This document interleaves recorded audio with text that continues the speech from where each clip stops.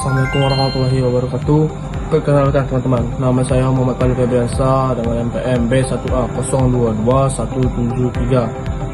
Baiklah, pada malam ini saya akan menjelaskan 2 poin lewat video ini.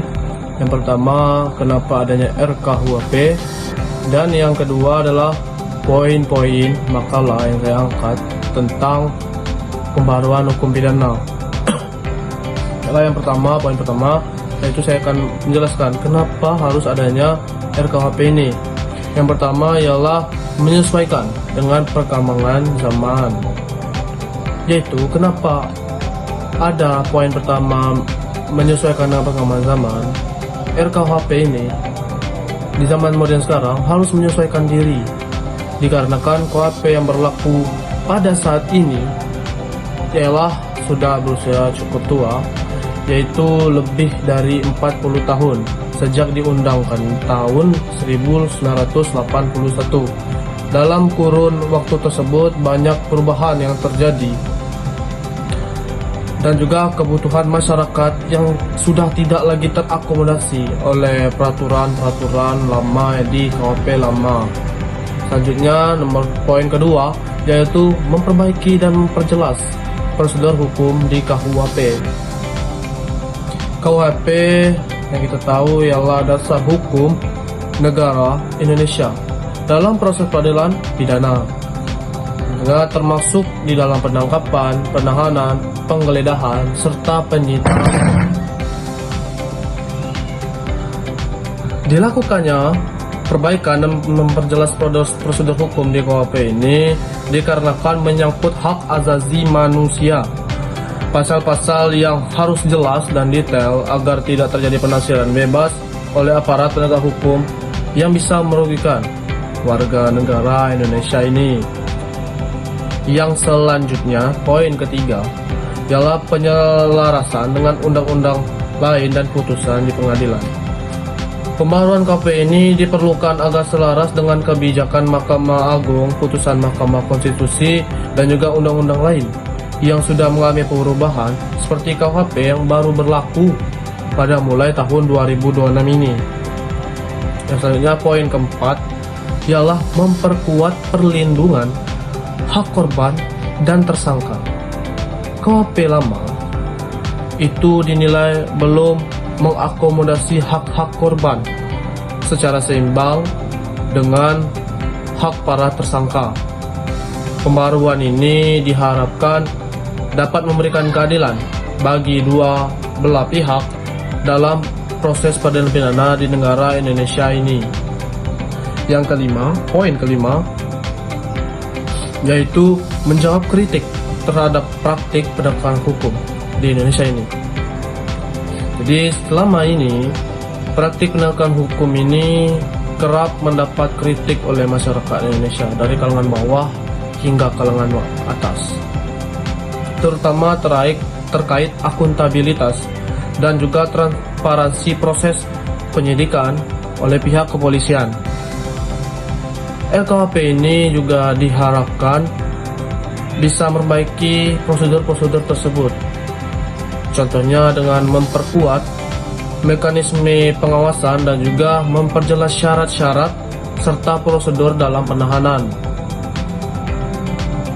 Dan juga selanjutnya poin ke-6 yaitu mengadopsi nilai restoratif dan juga pencegahan kekerasan.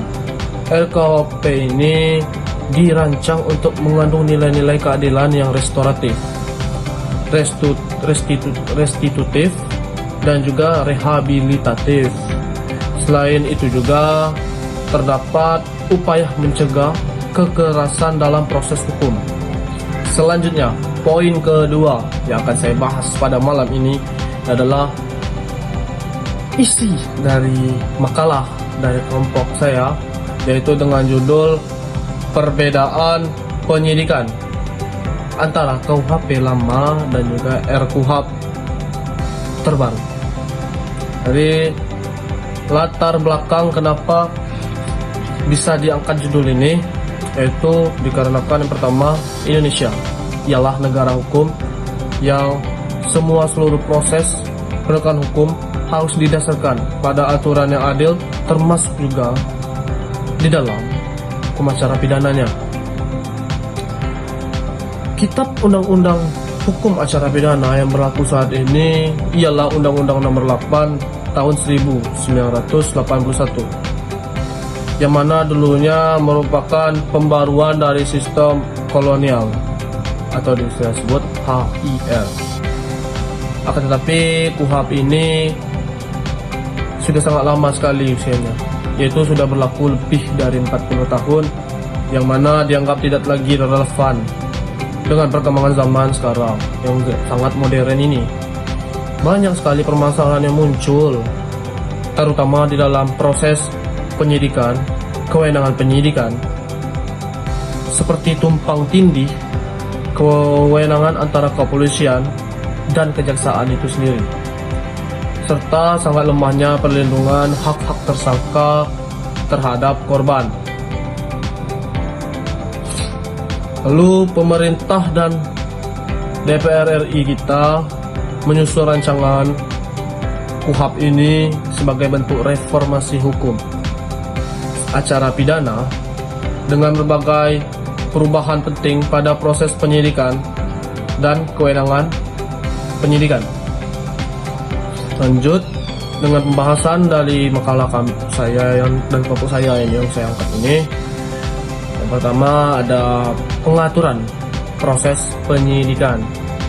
Gimana sih peraturan proses penyidikan di KUHP lama dan juga RKUHP terbaru sekarang ini di tahun 2026 ini? Di KUHP lama, penyidikan ialah serangkaian tindakan penyidik untuk mencari dan mengumpulkan bukti, membuat tentang tindak pidana, dan juga menemukan siapa sih tersangka dari tindak pidana tersebut. Selanjutnya, pendidikan didominasi oleh penyidikan ini didominasi oleh kepolisian atau Polri, sedangkan kejaksaan hanya sangat sekali terbatas perannya dalam penyidikan tersebut. Lalu di rancangan KUHP terbaru ini banyak sekali menggunakan banyak pembaharuan. Yang pertama, adanya batasan waktu penyidikan yang sangat jelas dan sangat tegas.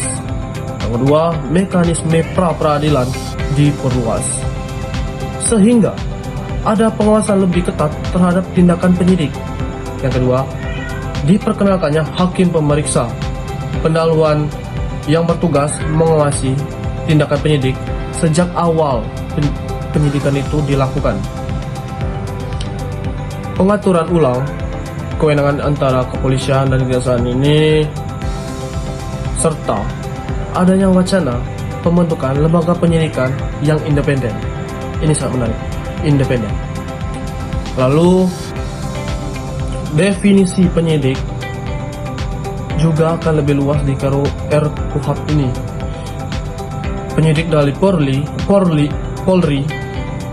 penyidik dari pegawai negeri sipil atau PPNS yang juga atau bisa ditunjuk khusus oleh undang-undang. Selanjutnya, penyidik dari lembaga tertentu yang ditetapkan oleh undang-undang. Jadi semua penyidik ini baik dari PPNS maupun lembaga lain, bukan dari Polri saja, melainkan juga dari PPNS dan juga lembaga tertentu yang diberi kewenangan oleh undang-undang. Jadi semua penyidik termasuk PPNS ini dan juga lembaga lain harus tetap berada di bawah koordinasi dan pengawasan dari polisi atau Polri hingga berkas perkara diserahkan kepada penuntut umum. Jadi RKUHP ini membawa perubahan yang sangat besar dalam proses dan kewenangan penyidikan, seperti perluasan definisi penyidik, penguatan koordinasi, penambahan pengawasan, dan juga penegasan batasan waktu yang diberikan terhadap penyidikan.